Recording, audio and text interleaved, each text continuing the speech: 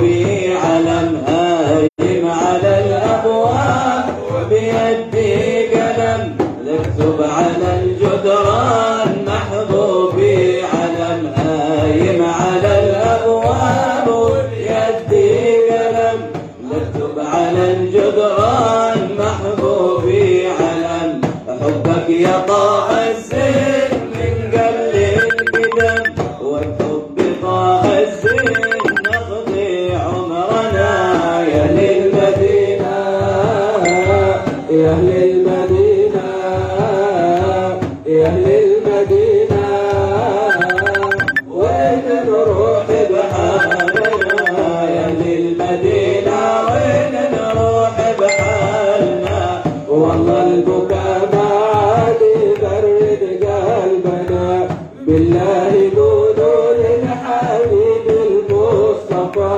يعطف علينا بالله بكبادنا، يا أهل المدينة يا أهل المدينة يا أهل المدينة، وين نروح بحالنا، الدمع مرسال من عاشق لكم، سيل على الخدين طالب قربكم، هذا الدمع مرسال من عاشق لكم، سيل على الخدين طالب قربكم، والله القلب ما عاد يهوى غيركم، وانت يا روح الروح جوا عيوننا، يا أهل المدينة يا أهل المدينة يا أهل المدينة، وين نروح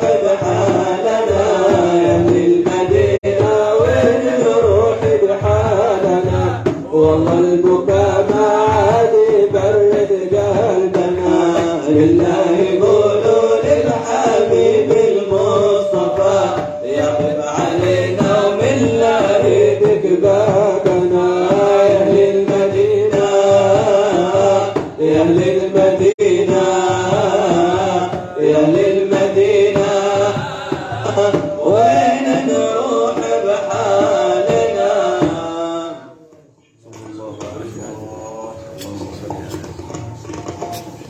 اللهم صل على سيدنا محمد، اللهم صل على سيدنا محمد البشير النذير السراج المنير، وعلى آله وصحبه وسلم، وعلى آله وصحبه. اللهم صل على سيدنا محمد، اللهم صل على سيدنا محمد الهادي البشير النذير، الهادي البشير النذير السراج المنير، السراج المنير، وعلى آله وصحبه وسلم، وعلى آله وصحبه. اللهم صل على سيدنا محمد اللهم صل على سيدنا الهادي البشير النذير، الهادي البشير النذير السراج المنير، السراج المنير، وعلى آله وصحبه وسلم، وعلى آله وصحبه. صلاة تكون لنا طريقا لقربه، صلاة تكون وتأكيدا لحبه، وبابا لجمعنا عليه، وهدية مقبولة بين يديه، وسلم اللهم كذلك أبدا، وارض اللهم عن آله وصحبه السعداء، واكسنا حلل الرضا، والطف بنا لطفك في القضاء، وصل اللهم على سيدنا محمد. يلا شوف مبروك، يلا قولوا بعدين حسن يقول ختم، بعد كده ناخذ ساعة كده.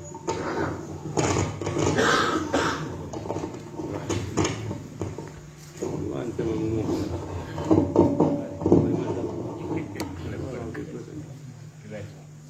انت دكتور صح. ايوه، ما اللي خلوه دكتور هو الدكتور. امال ايه؟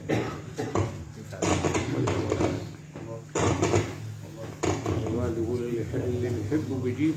طبعا نعم، بيحبه بيجيبه يا رب.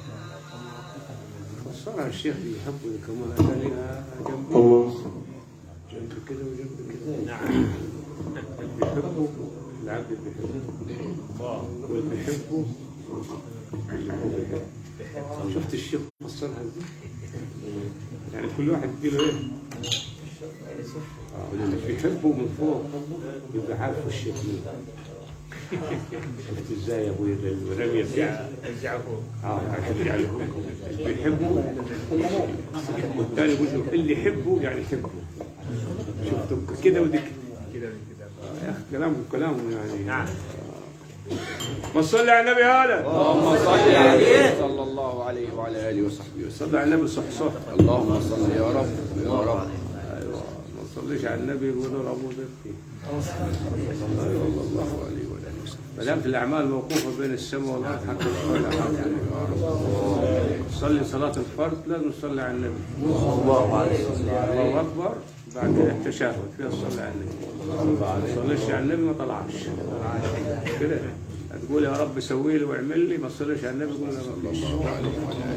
كل الابواب مؤصله الا باب المرتضى. كل الابواب الا باب المرتضى. خليكم عليه صلى الله عليه وسلم. وقفوا عليه صلى الله عليه وسلم. ما تسيبوهوش صلى الله عليه وسلم. كده. يلا ممدوح الله يهدي عليك. الله يهديك. وأن الهضار على روض العرار بكم فما عرفنا من المقصود بالنار وذا النسيم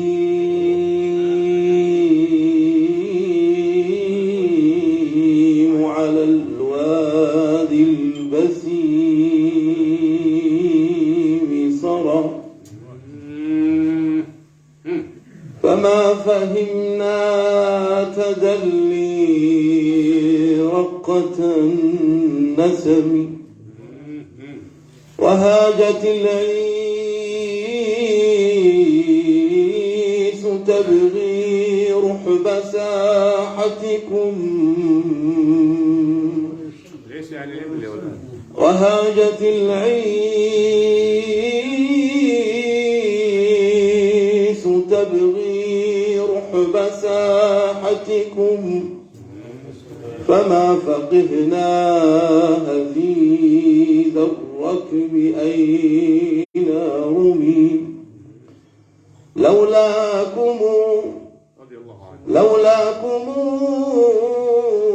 ما تلهفنا لذي سلم ولا أرقنا لذات البان والعلم وجد تمكن من أحشائنا فطوى أجزاء قلب بغير الحي لم يهم فيا ساكنين بقلبي لا عدمت لكم معنى لطيفا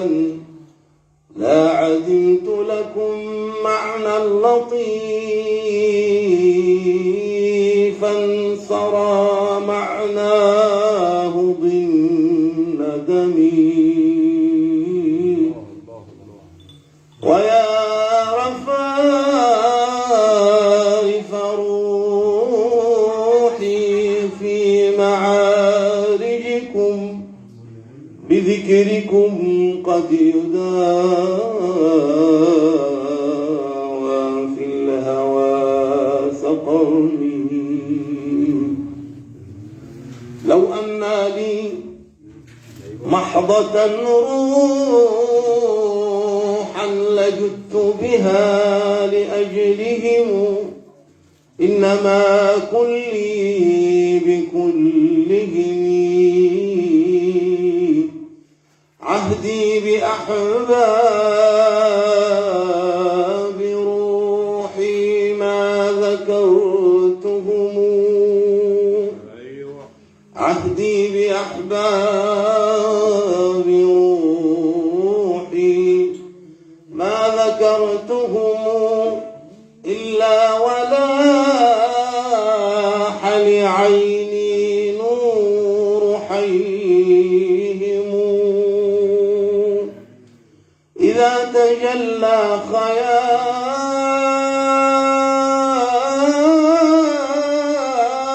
خيال من مطالعكم إذا تجلى خيال من مطالعكم أحيا وإلا فيا موتي ويا عدمي أجزاء روحي لم تبرح بساحتهم تقبل الأرض من أطراف ركنهم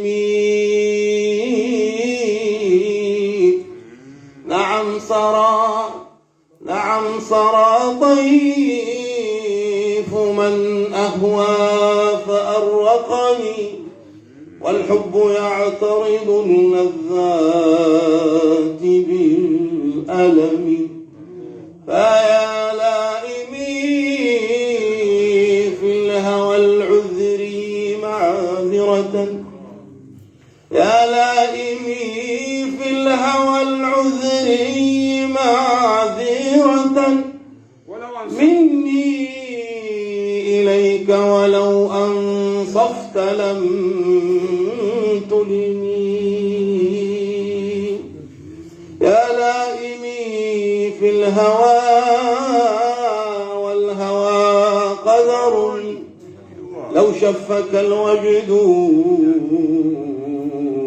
لم تعزل ولم تلومي يا لائمي في الهوى والهوى قدر لو شاهدته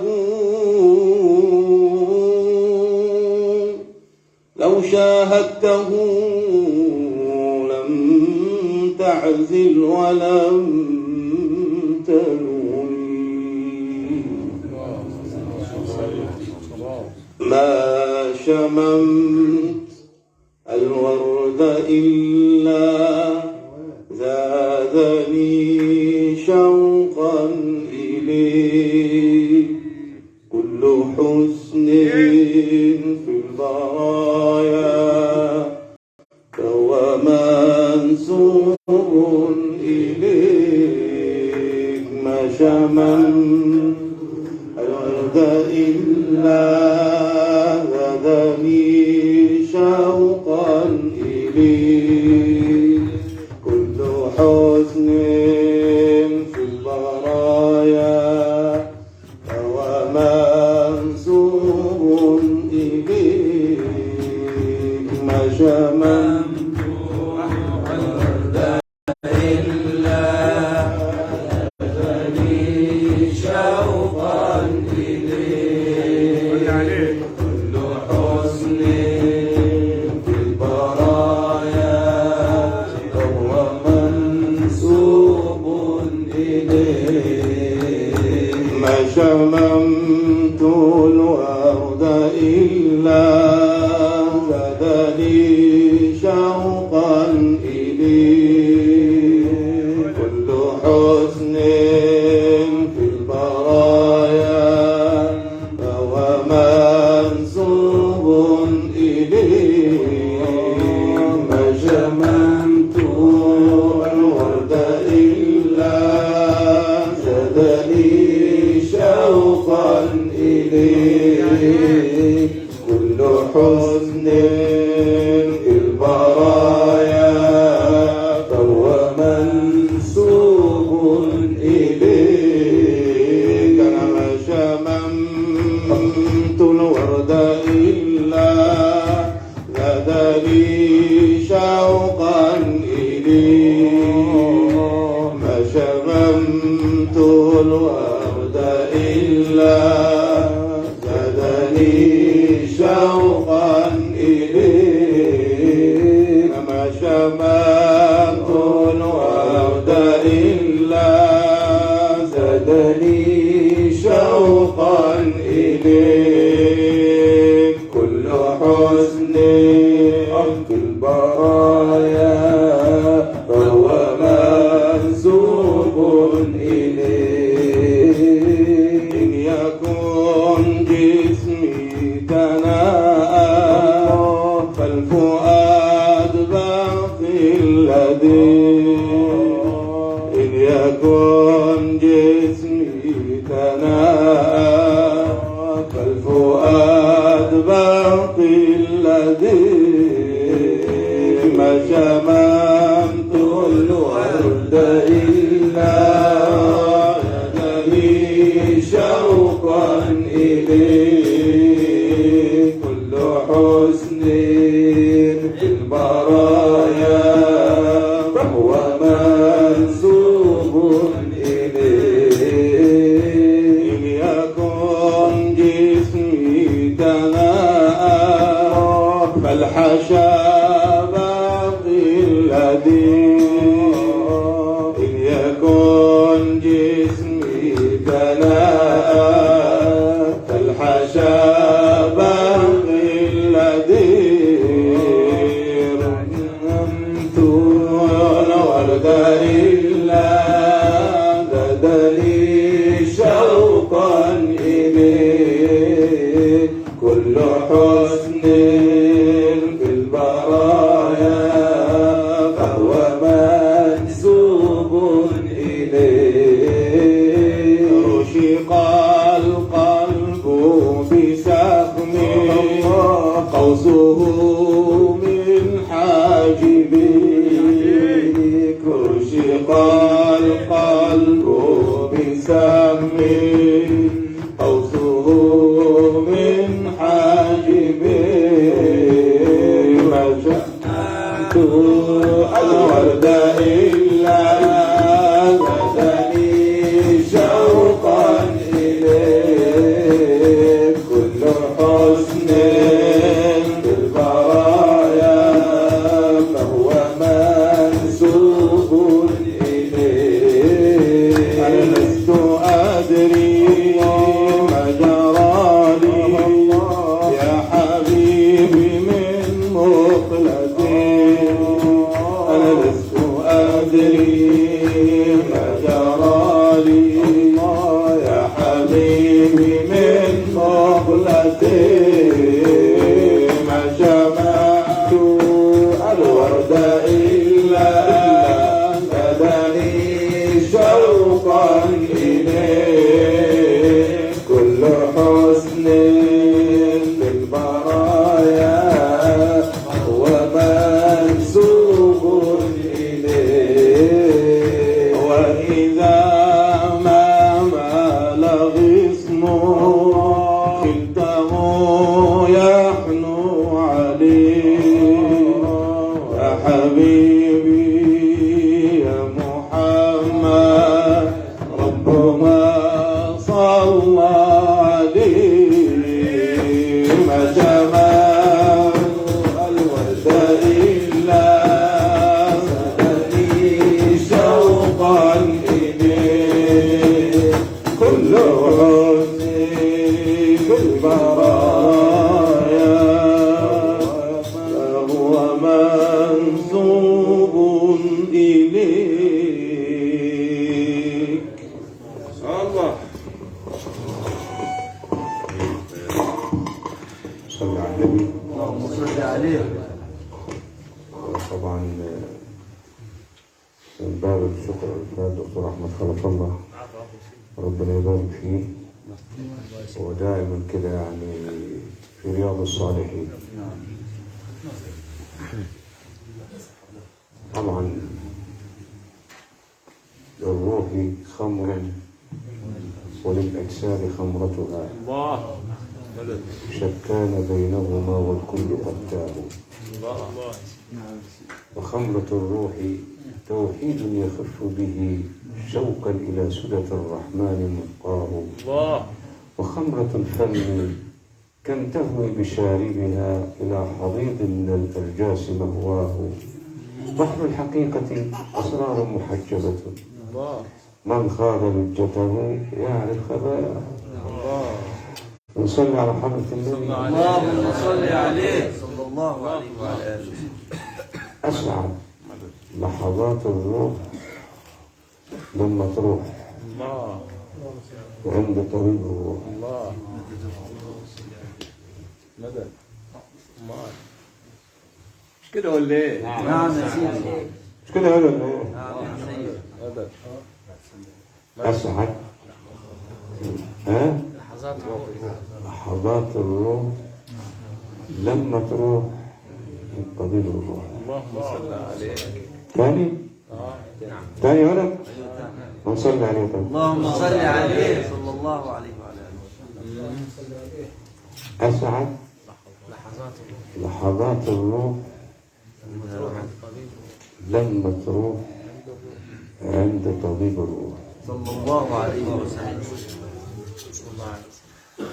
الروح إذا عشقت تفتقت، سلام وإذا تفتقت فنيت،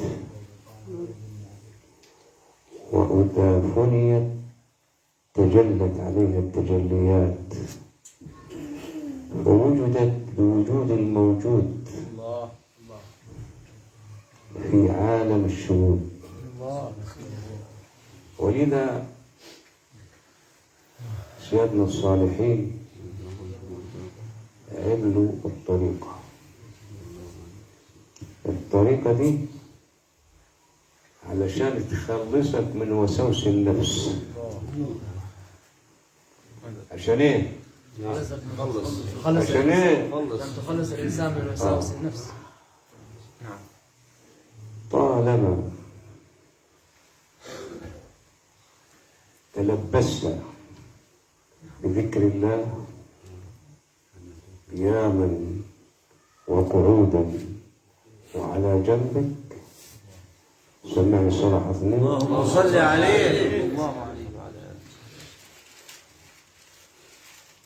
عزلت وساوس النفس عن مسالك النور أو مداخل النور. طب يقول يا مولانا، طب ما احنا بناخد بس موضوع زي ما باخد أوراد وبرضه المخ شغال. أنا باخد أوراد لكن المخ إيه؟ شغال. وبعدين يا خال وصلي على حضرة النبي.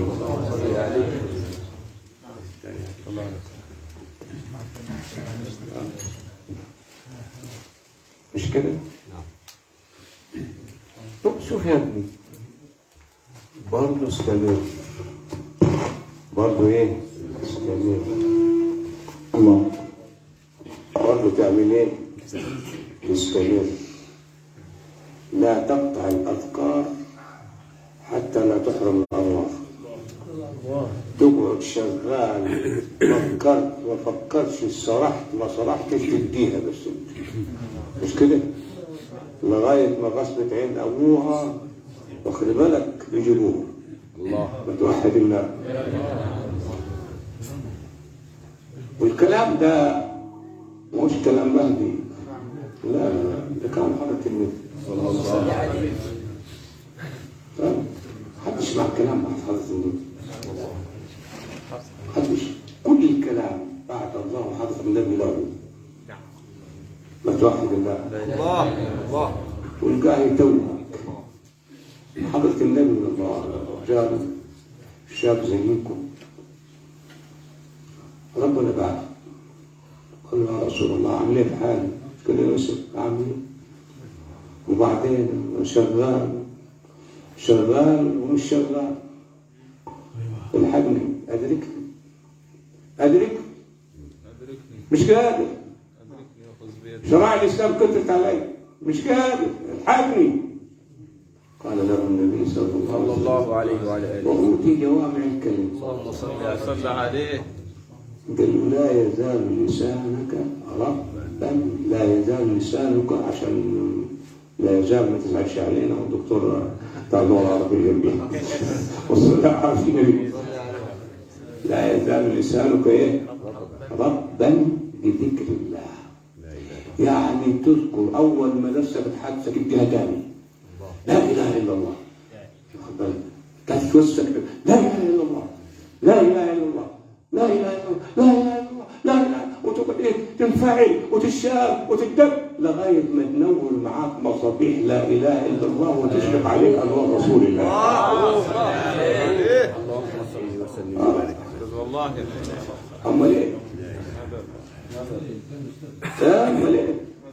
مدد امال ايه؟ مدد والله. تدي على المقبوره.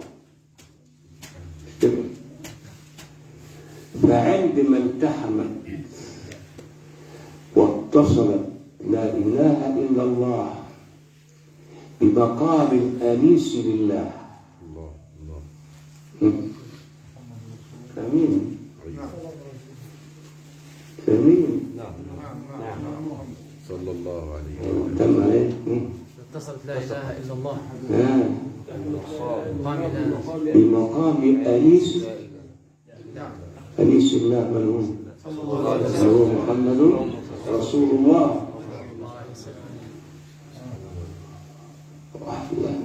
أخذ نفسك منك وأعطاك سر منه.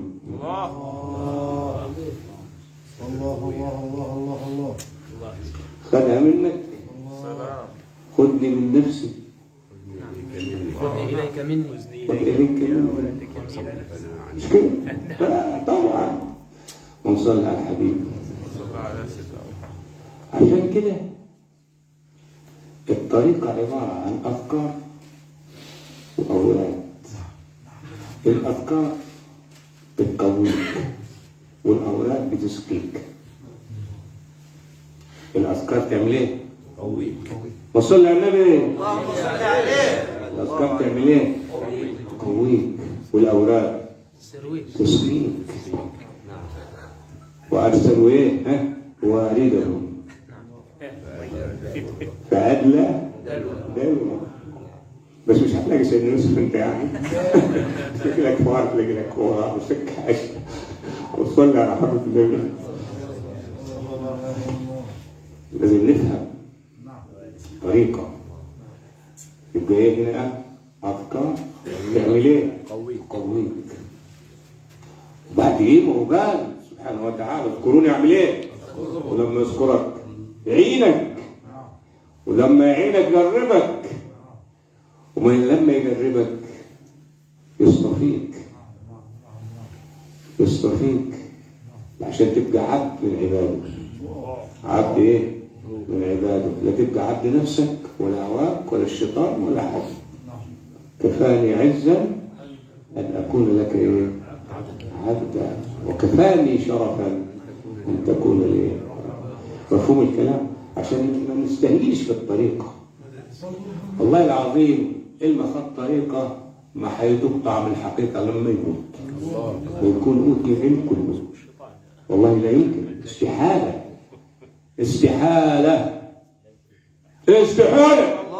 أيوة. صلة ربنا غالية كده عشان تريح دماغك. تريح ايه؟ أول ما نفسك تحدثك في حديث بيت، حديث ولد، حديث فلوس، حديث حريم، حديث مش عارف ايه، لا إله إلا الله، لا إله إلا الله، لا إله إلا الله، لا بديها لغاية ما إيه؟ ولذلك حضرة النبي صلى الله عليه وسلم قولوا لا إله إلا الله تفلحوا. قولوا إيه؟ لا إله إلا الله تفلحوا. ليه؟ لا إله إلا الله تفلحوا. وقولوا محمد رسول الله تنجحوا. مش كده ولا ايه؟ مش كده ولا ايه؟ وصلي عليه صلى الله عليه وسلم. اللهم صل وسلم. صلى الله عليه وعلى آله وسلم. الأفكار تعمل ايه؟ قويك. والأولاد تعمل ايه؟ تسقيك. أذكار تقويك، أولاد تسقيك. ايه هيفضل فيك؟ بص بعد كده. ولذلك شربت الحب كأسا بعد كأس فما نفد الشراب ومر لي. شربت الحب كأسا الحب. على فكرة هذا الدكتور أحمد خليفة، الحب ملوش معنى، إنما دي دلائل الحب، مظاهر الحب، وسائل الحب، إنما لا يمكن حد لغاية دلوقتي يجيب معنى كلمة حب. مش كده كيف في المختار الصحاح ولا ما فيش كلمة الحب.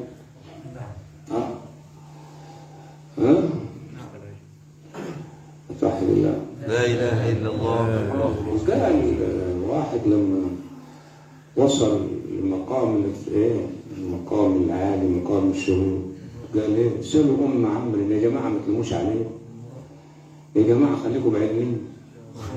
ويبكي وبلع خلقاته.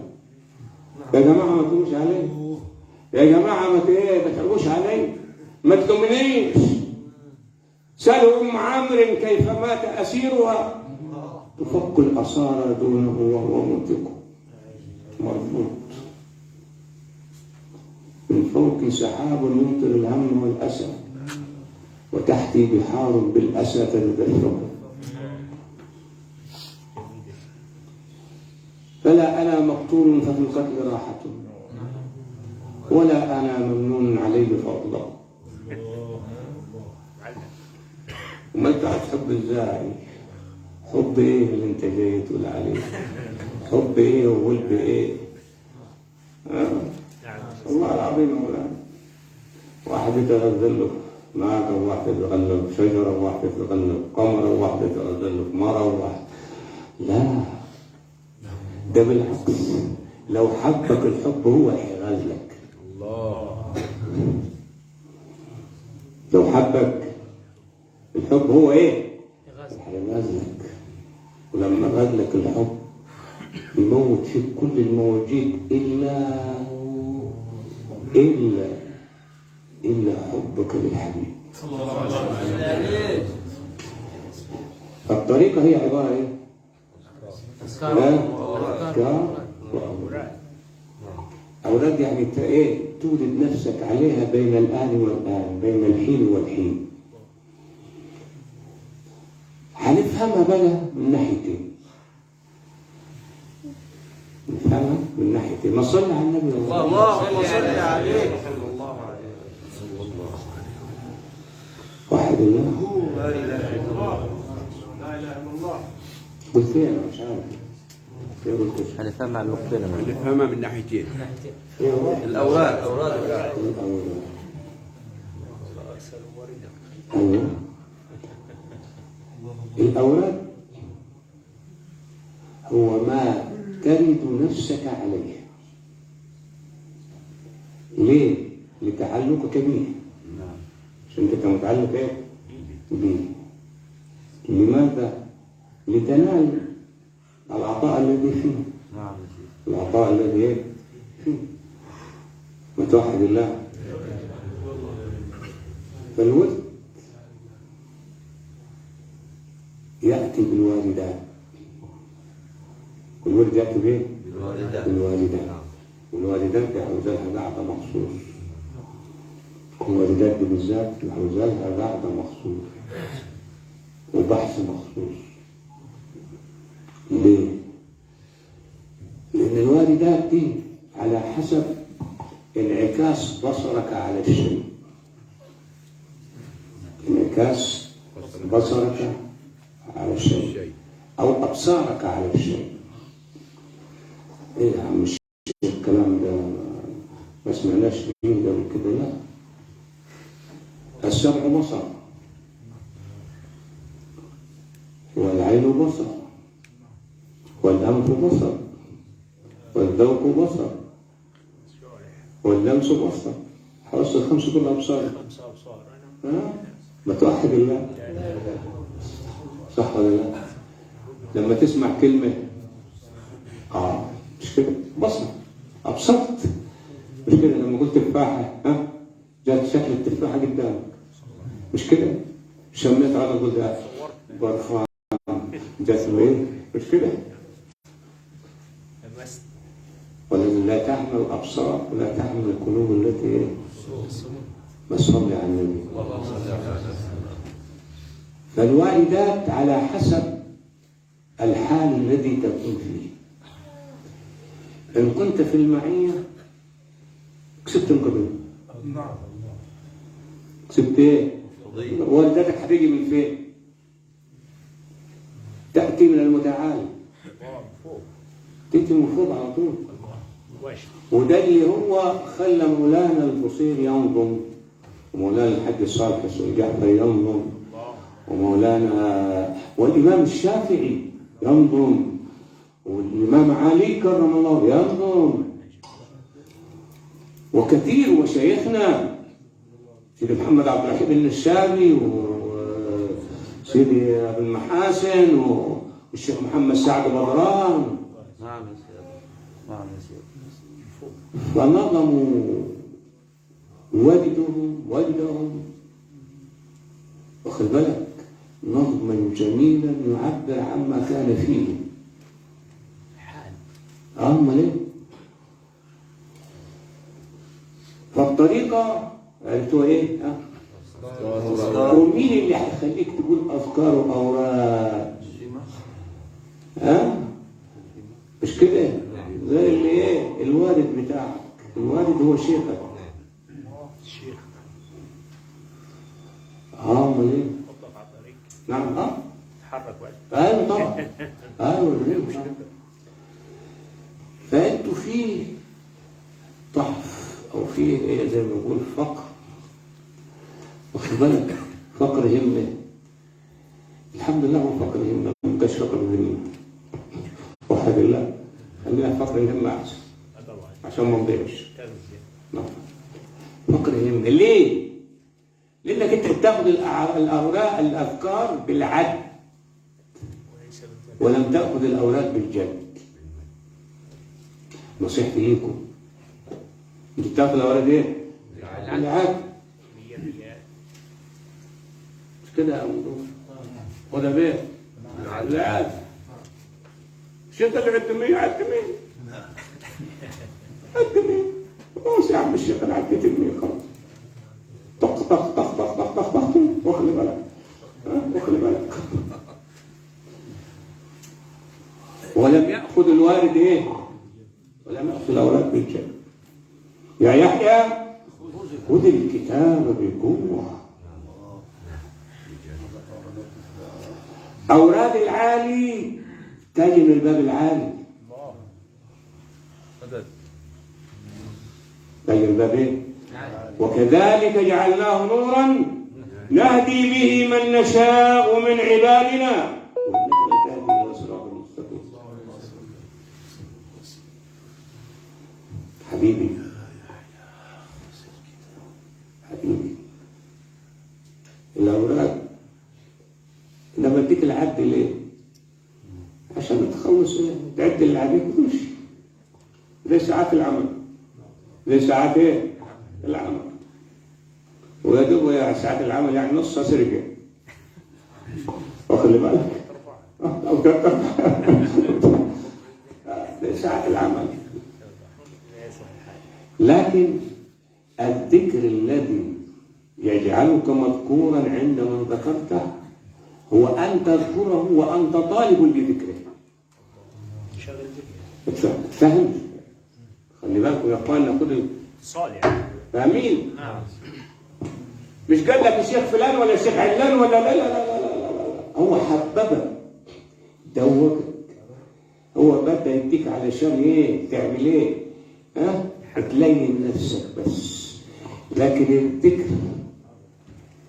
إن لم تكن لك شهوة في الذكر فأنت محروم من لذته. كانوا قليلا من الليل وبالأسحار هم يستغفرون يذكرون الله وقع وعلى قلب الذاكر ينبض إلى أن تقوم الساعة. الماء يفنى جسده ويبقى قلبه. يفنى جسده ويبقى ايه؟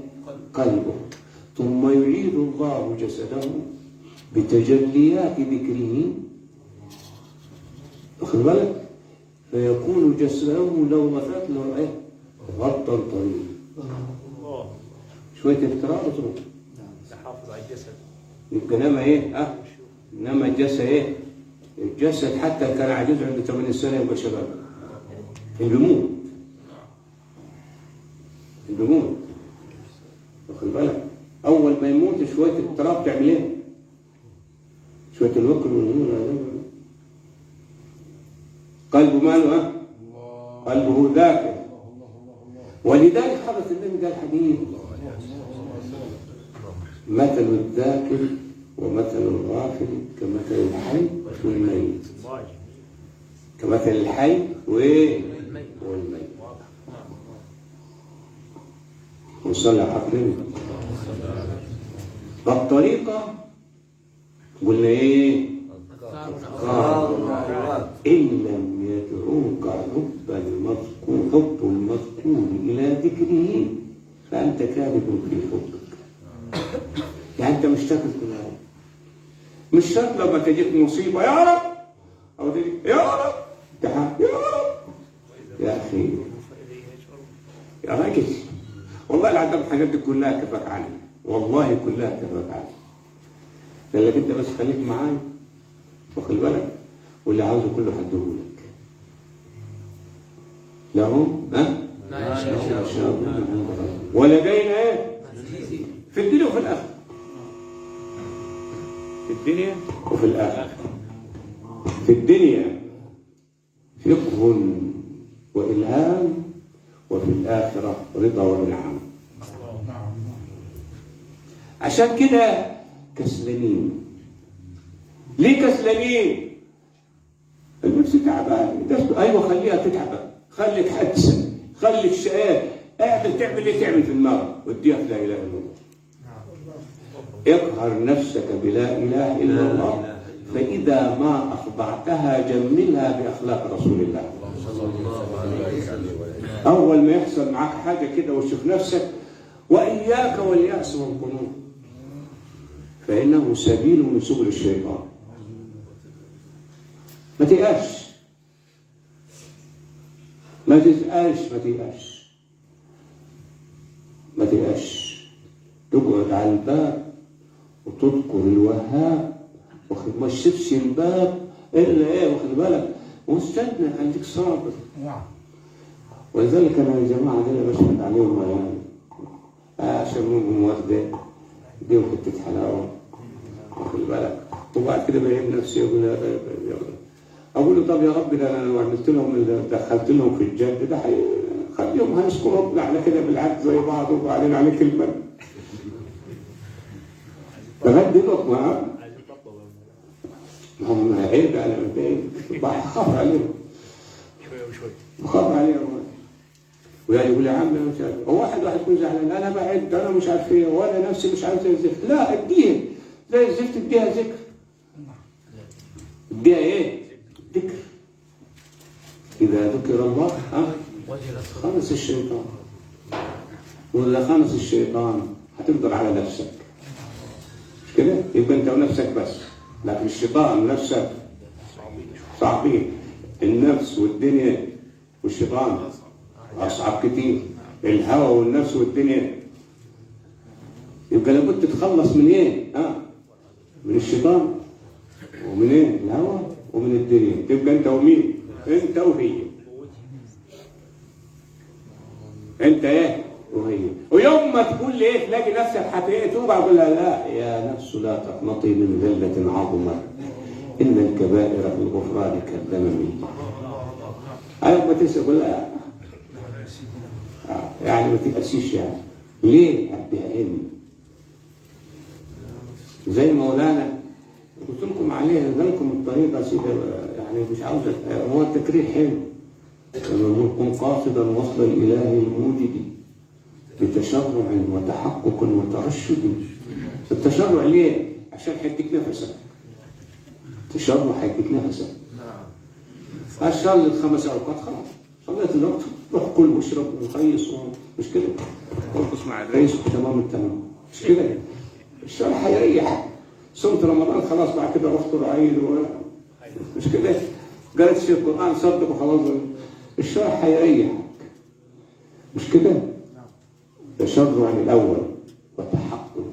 عند التحقق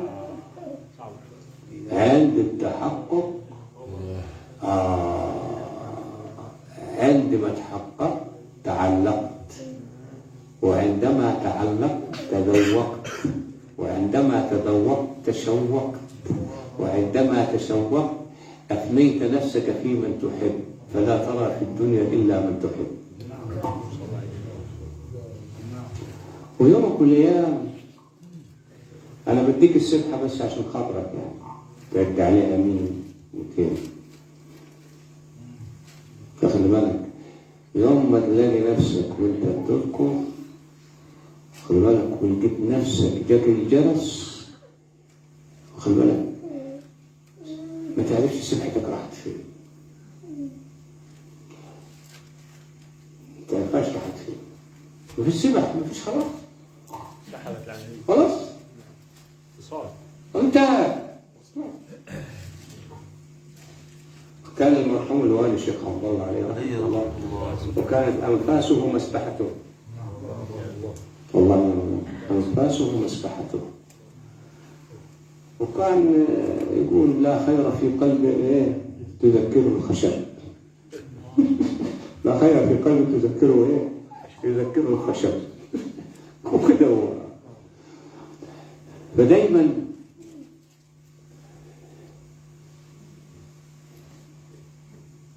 تعلق بذكر الله، اذكر ومش تذكره لما تحتاجه. عيب عليك، عيب عليك مش كده؟ انت ما بترضاش على نفسك يعني دلوقتي زيني لما احتجت لي مش كده بيحصل ولا لا؟ دلوقتي جايني ما توحد الله. والله العظيم عيب يعني حقبلك يا عبدي عشان انا رب وانت حقبلك مفيش مشكله، لكن مش عيب عليك. يقول لي ذكرت ويفك فهل نسيت فاذكر ما نسيت. سقاني الحب كأسا بعد كأس فما نفذ الشراب وما ولد. يا اخي ده مرة احسن منك وهذا مش كده. احنا رجال ما شاء الله، احنا رجال يا عم. السيدة آسم مرات فرعون مش احسن منك؟ احسن منك ولا مش احسن منك؟ واحسن من امك وابوك وجدتك. السيدة مريم وربنا ضرب المثل برجلين ولا مرتين؟ يعني ما يركيش رجالي. صلي على حرف الليل. رابعة العدوية ما كانش عندها في دماغها مشكوك لا نجاح ولا فلاح ولا فلوس ولا دنيا ولا مال ولا مش عارف ايه ولا حاجه. غير ايه؟ انا بحبك انت. حبي حب الهوى وانت اهل كده مش كده. وتقول له تصاعد انفاسي. ليه بقول لك الشيخ عبد الله عليه رحمه الله الوالي كانت انفاسه مسبحته. لو حطيت ودنك جنبه انفاسه مسبحته تلاقي نفسه يطلع رضي الله عنه وارضاه. رضي الله عنه وارضاه. وحد الله. يوم ما يبقى انفاسك مسبحتك يبقى حدوك مش كده. يقول تصاعد انفاسي اليك عتاب وكل اشاراتي فان لاحت الاسرار فانا سائل هل رسالات المحب جوابه. فيا ليتك نحن والحياه والموت ولا يتغذى الناس والانام مضار. وليت ما بيني وبينك وليت الذي بيني وبينك عامر وبيني وبينك فإن صح الود منك كله أين وكل الذي فوق التراب تراب. متى يكون بيني وبينك ريب؟ حبيبي الطريقة ايه؟ حبيبي الطريقة ايه؟ أفكار تعمل لك ايه؟ قويك. والأوراق يعني ايه؟ أورد نفسك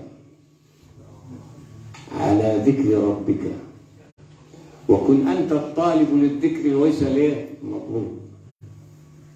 يعني أنت مشتاق تذكر ربك معكش غيره. مش واحد دخل على حضرة النبي ومظلوم يا رسول الله ده بها ندندن.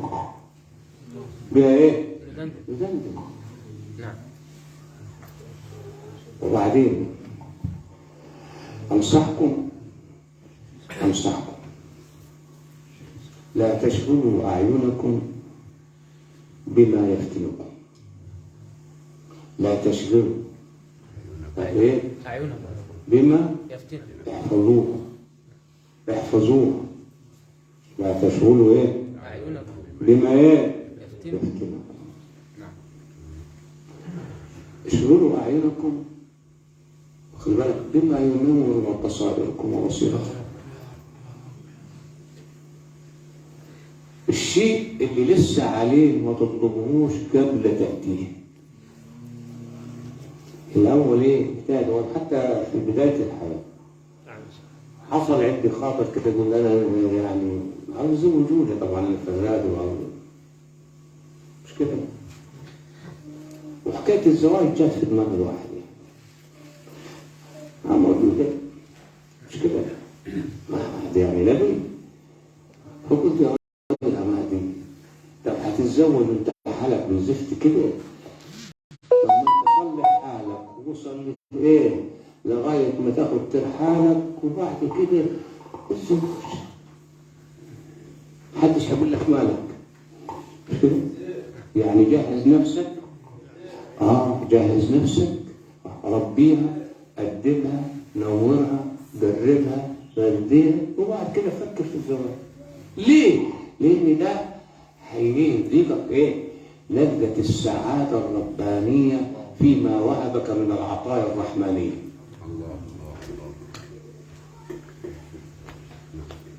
لكن أهم حاجة فاهمين انتوا طبعا الحكاية عاوز الزوج عشان ايه؟ دي مصيبة. واخد بالك؟ المصيبة مش كده. تعمل ايه؟ قلت ايه قالت الكلمة دي؟ قالت ايه ولا؟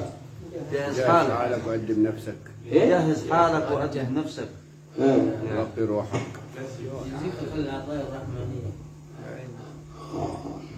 المهم عشان ما اطولش عليكم. تاني مرة انت طالب للذكر ولا مطلوب للذكر؟ النهاية انت طالب للقرآن ولا مطلوب للقرآن؟ انت طالب للرحمن ولا مطلوب للرحمن؟ وده معنى يفهمها الدكتور أحمد مش كده يا دكتور؟ هو ربنا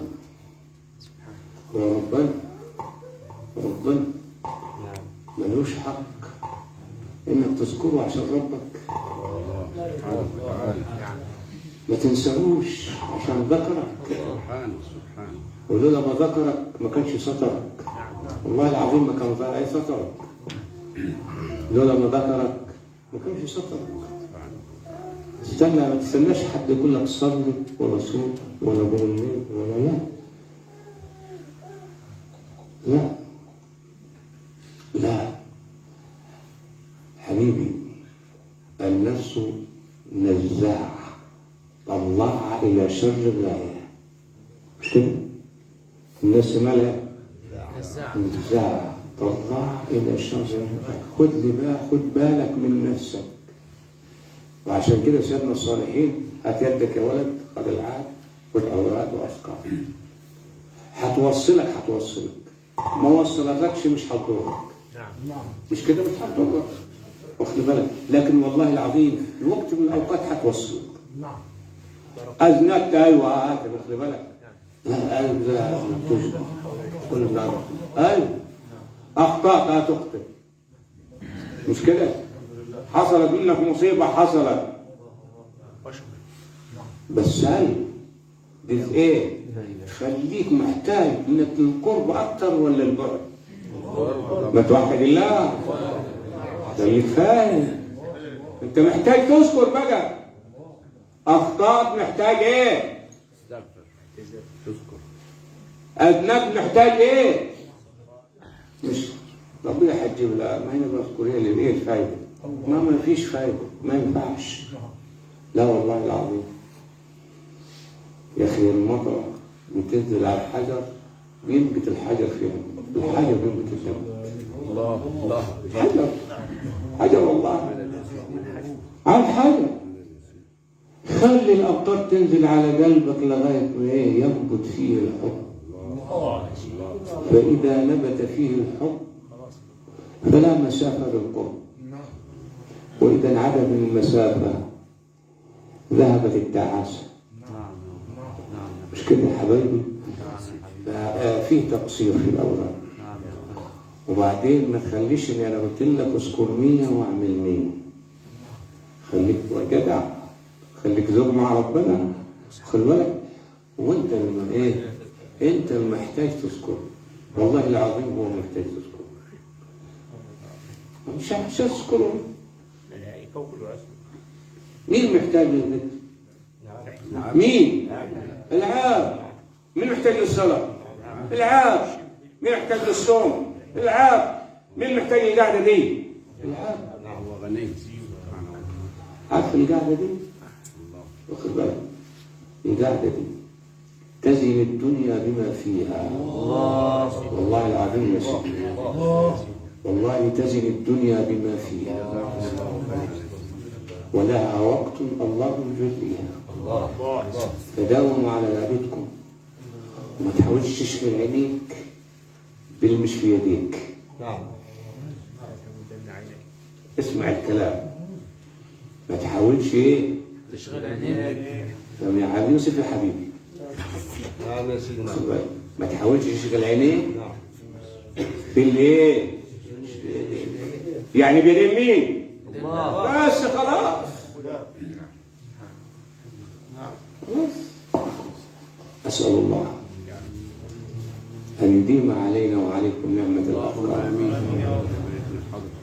ونعمة الأولاد ونعمة الدعاء ونعمة الأحباب ونعمة الجلوس في رابطك ونعمة التحابب فيه والتجالس فيه اللهم هذه ليلة الجمعة كما جمعتنا فيها على ذكرك فلا تحرمنا من فضلك اللهم إنا نسألك هؤلاء أنت أحببتهم فجاءوا وفي ضيافتك وجدوا فكروا ضيافتي وضيافتي واشرح صدورهم واشفي قلوبهم وفك الأسر لأرواحهم واجعلهم في عداد المتقين وأنعم عليهم بنعم الصالحين اللهم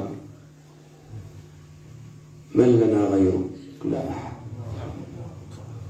ومن لنا غير رسولك شفيع صلى الله عليه وسلم لا أحد نستشفع بمن جعلت الشفاعة بيده صلى الله عليه وسلم أن تعفينا مما أذنبنا وأن تجبر قصرنا فيما قصرنا يا رب وأن تقضي حوائجنا بما يقربنا إليك يا رب ولا تقصنا بحوائجنا عن ذكرك وعن شكرك وعن حسن عبادتك اللهم إنا نبش ونفرح بفرحة حبيبك المصطفى في ليلة إسرائه ومعراجه اللهم بفرحنا به فرحه بنا واجعلنا من الصادقين معه والمتمسكين بهديه والمتشرفين بحضرته يا نعم المجيب وارضى عن ساداتنا آمين يا رب. وأئمتنا آمين يا رب. وأشياخنا آمين يا رب. بالله أجمعين. الفاتحة. اللهم صل على سيدنا محمد صلى الله عليه وعلى آله وصحبه وسلم. الحمد لله رب العالمين الرحمن الرحيم مالك يوم الدين إياك نعبد وإياك نستعين اهدنا الصراط المستقيم صراط الذين أنعمت عليهم غير المغضوب عليهم ولا الضالين. كل من استودعنا واستودعكم الدعاء نساء ورجالا اللهم اجبر كسرهم واجبر خاطرهم وفك أسرهم وفرج كربهم وأصلح حالهم ولم شملهم وأصلح زوجاتهم وأولادهم. اللهم إنا نسألك لإخواننا في الله في كل مكان من كان في ضيق وعسرة ففرج ضيقه وفك عسره واشمله برحمتك يا أرحم الراحمين. اللهم جازي عنا أشياخنا خيرا وجازي عنا أحبابنا خيرا وجازي عنا من حسن الظن فينا خيرا وجازي عنا من هدانا إلى سبيلك خيرا يا رب العالمين. الفاتحة. اللهم صل على سيدنا محمد صلى الله عليه وعلى آله وصحبه وسلم. الحمد لله رب العالمين الرحمن الرحيم مالك يوم الدين إياك نعبد وإياك نستعين اهدنا الصراط المستقيم صراط الذين أنعمت عليهم غير المغضوب